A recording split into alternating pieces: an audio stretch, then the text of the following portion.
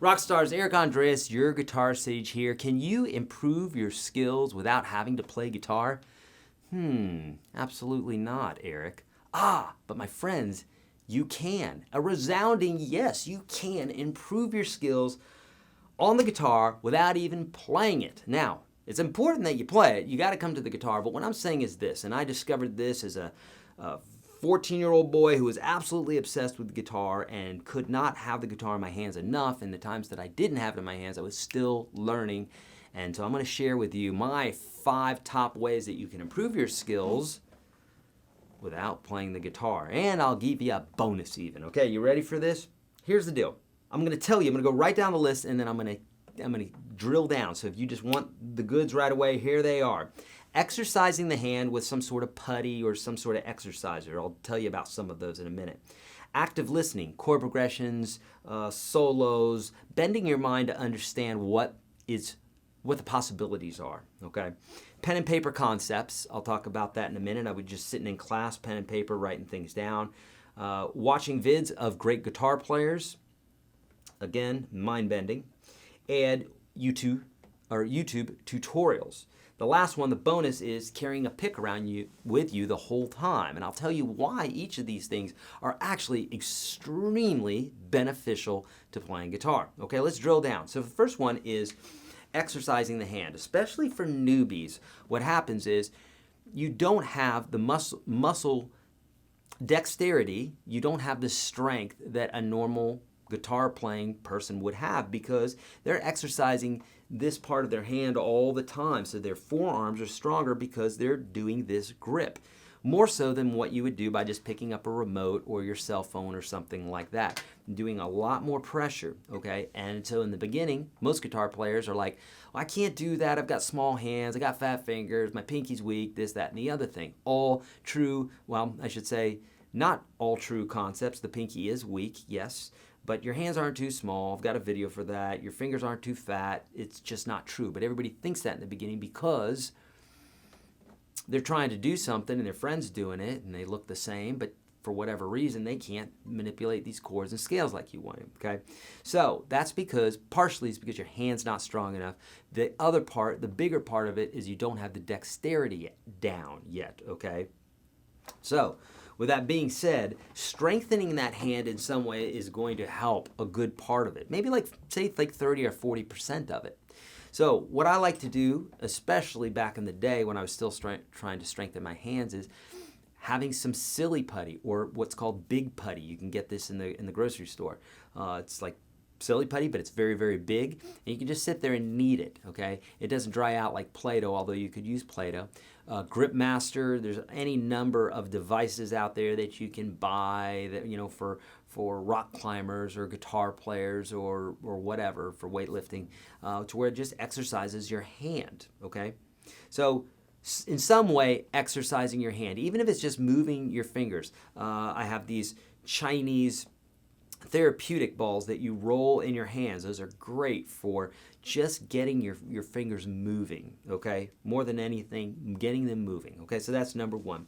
Number 2 is active listening, chord progressions, solos, that sort of thing. So let me tell you the many different reasons why active listening, different than just listening, active listening, why it's so important and why it will absolutely benefit the way that you play. Here are what I mean by active listening is this. It's when you're not, so passive listening is you're working out, you're listening to your favorite song, that sort of thing. You're having a good time. You're not focused in on, now what did I just hear, that sort of thing. Active listening might include wearing headphones, closing your eyes, not being distracted with anything else, not doing anything else. You're actively, all your CPU power here is being focused on what is it that I'm hearing, and analyzation and thinking about what it is that you're hearing. That's active listening. Here's why active listening is so important.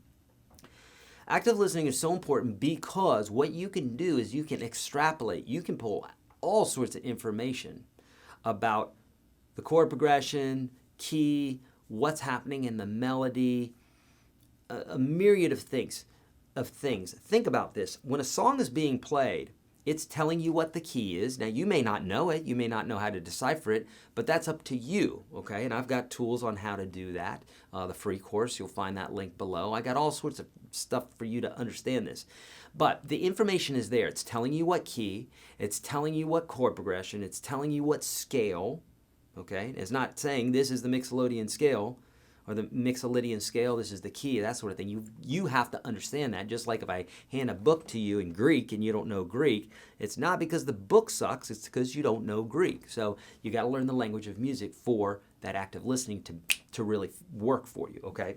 So another thing, so when I'm listening to songs actively, what I'll do a lot of times is I'll try to figure out what the chord progression is. I'll say, okay, well, there's the one, okay, the one of the chord, meaning the tonic or the key. Now, I may not be able to say, well, that's a G or whatever. I may not be able to do that. You'd have to have perfect pitch or amazing relative pitch and be able to identify that, and that's okay, great, good for you if you got that. But to be able to say, well, I know that's the one, and so what that other chord, that's the 4, and that's the 5, and that's the minor 6, and you're able to navigate, kind of like as if you were sailing and you saw some islands, you're able to say, well, I know that island there, and then this thing's here, and here's the channel, and what have you, by using landmarks. And the same way is similar in music. So a great way to use this active listening is to listen across and to start deciphering things. As you become a better player, this is going to be more apparent, but you've got to challenge yourself. You could also do any number of games like hum and hunt, like if I go, I'm humming a note and then I'm hunting for the note, okay? I call that hum and hunt, okay? I cover this in my programs. Another thing that active listening does is it allows you to understand phrasing. Just like a child doesn't break out a dictionary and a thesaurus to read, to speak or to read, that child will go on what the parents are saying, or whoever's rearing that child, whoever's raising that child is speaking to that child, and then they're learning vocabulary and sentences and that sort of thing, and inflection through what they're hearing, okay? And same way with you, when you're active listening, this happens through osmosis. Through just listening, you will end up phrasing differently, and you will listen, you will play differently because you're listening differently, okay? So that's another thing, is literally phrasing any information that's coming across from music, which is a lot, okay? Bending your mind to what is possible. Let me explain this for just a moment. I do this all the time when I'm listening, okay, to music. Especially music that's outside of my capabilities, okay? Whether it's an accordion or a guitar or drums or anything else, I watch it. Why? Another reason I do this is because it bends my mind to what is capable. Just like the first guy that ran the 4-minute mile, and everybody said before him, no, you'll die. You can't run a 4-minute mile. It's impossible. The heart explodes, this, that, and the other thing. And then he did it. He bent the paradigm of everybody else who said it was impossible, and later on that year, 12 guys ran, or something like 12 guys ran that 4-minute mile because he bent their paradigm. So when you say, I can't do something, and then I send you a link to a guy who's got no arms, playing chords and a song and strumming on his guitar with no arms, using his feet, then that bends your mind to say, I need to stop bitching and I need to just play the chord and learn, right? So those sorts of things, they bend your mind to understand the possibilities of what you are capable of doing. You're an infinite being, okay? Just accept it. Believe it or not, you're an infinite being, so just accept it and be that, okay? So that listening to people that are doing greater things than you will expand your consciousness, okay? Active listening, many reasons why that's amazing. Pen and paper. I told you when I was in high school, 14 years old, I'm sitting there, 15 years old, I'm sitting there drawing out chords and figuring out music theory and patterns. Okay, well, if this scale does this, then this should do this. Now, how do you do that? Well, you got to know something about music theory. That's why I give away a course. The link's below, YourGuitarSage.com/30. I teach you all these different patterns that busts music wide open so that it's not a mystery anymore. If you can count to 7, 1, 2, 3, 4, 5, 6, 1, 2, 3, 4, 5, 6, 7, 1, then you can play music and you can understand everything there is about music. It's stacked concepts, but it's really 1 through 7. That's it. Okay? I teach that in my courses. And once you understand these basic bits and pieces, and that here's an octave, here's an octave, you know, you can understand these bits, then it's very easy to navigate the fretboard, and then you can start using a pen and paper and chord stamps that I have for free for you at YourGuitarSage.com in the free ebook. And fretboards, free fretboards where you can draw this stuff out and draw the scales. When you do that, you're conceptualizing, you're imprinting it in your brain in a different way. If we're just sitting here trying to noodle the whole time, well, what are we trying to noodle? We have to understand what it is that we're doing, okay? Tabs, chord stamps, scales, having fretboards where you can draw things out is truly going to help you to understand things in a different way than when you do go to pick up the guitar, bam, it's there, okay, because you can see the pattern in your mind's eye. Okay, so that was number 3. Number 4 is watching vids of guitarists. I do this all the time on YouTube. I'll watch Stevie Ray Vaughan or, you know, old school 50s, 60s, 70s, Randy Rhoads, Eddie Van Halen, whatever. I watch them play. Why? Because I'll notice different things that they do. I'll notice that Eddie Van Halen typically holds his pick between his thumb and his second finger, a way that no guitar teacher would teach someone how to play, but yet he's a pretty decent guitar player. So what I'm saying by this is, watching these videos, there's a wealth of information that comes across, right? A picture speaks 1,000 words. What does a video do, right? It's got so much information in there. So, but we have to be observant. We have to actively watch and listen at the same time. And so again, this is a mind-bending exercise because what it does is it allows you to see the potential of a being, what we are capable of doing. We're infinite, okay? So, it will do that. It will also show you different techniques. Okay, well, I see during the verse, Eddie turns his guitar down. Nice to know. I'll try that sometime. Oh, so he's playing bar chords for those parts. Huh, okay. Never thought about that. And all of a sudden, through just watching, you're going to learn so much, okay? If I tell you how to do a task, or I show you how to do a task, which one's going to stick better with you? Showing you how to do a task, right? If you had an audio of me teaching a guitar lesson, is that going to be better, or is it me actually showing you how to do it? Or is reading the audio transcription going to help you more? The video, right? So watch those YouTube videos, tutorial videos, watching other guitarists play, all, okay? Speaking of YouTube tutorials, that's number 5. Watching YouTube tutorials on guitar. Why? Because you're going to learn new concepts. You're watching different teachers, different concepts. You're learning all of this stuff so that when you do go to pick up the guitar, a lot of this stuff's going to come out. Now, sometimes it's really helpful to have your guitar there, but we're talking still you can learn so much stuff by literally just watching videos, okay? And I said there's 5, but there's a bonus number 6, and it's carrying your pick around with you everywhere. Now, why is that? Especially for beginners.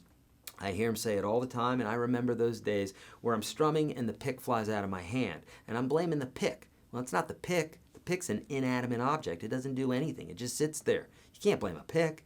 It's you who's doing it. You got to get your technique down. How do you get your technique down? Well, you could practice the pick rest, the number 1 exercise for all picking that rarely anybody teaches. Classical music teaches it with the rest stroke, but something called the pick rest that I teach in the free program. I won't go into it right now. The link is below, YourGuitarSage.com/30. along with 30 other videos for you, okay? Check that out. So the pick rest, that's another one. But when you're carrying your pick around with you everywhere, literally it's in your hand. You go to the counter, you're ordering food, you get the pick in your hand. You're walking around with it, you're kind of messing with the seam here on your pants, on your jeans, or you're doing it on the side of a table, whatever. Guitar players in Spain, classical guitar players, they have this little thing they wear on their belt. That's basically a small version of the strings. It doesn't play, it doesn't sound good, you can't tune it. It just feels like it. And they practice their strumming and what have you right on their belt. And they'll just sit there all day long and do that because it takes X number of hours to book just doing this to get that type of strumming down. It takes a long time to do those sorts of things, and they can sit there and practice that. So you walking around with your pick is going to help a ton because you're going to learn to not drop it. You're going to learn that you don't have to have a death grip on it, and you're going to learn that you don't necessarily need a super thin pick unless you're doing strumming. A thinner pick is nice. Thicker picks for more single note type of stuff. So with that being said, you can sit here and you can get used to it, okay? It's just like if a child was getting used to eating with a fork.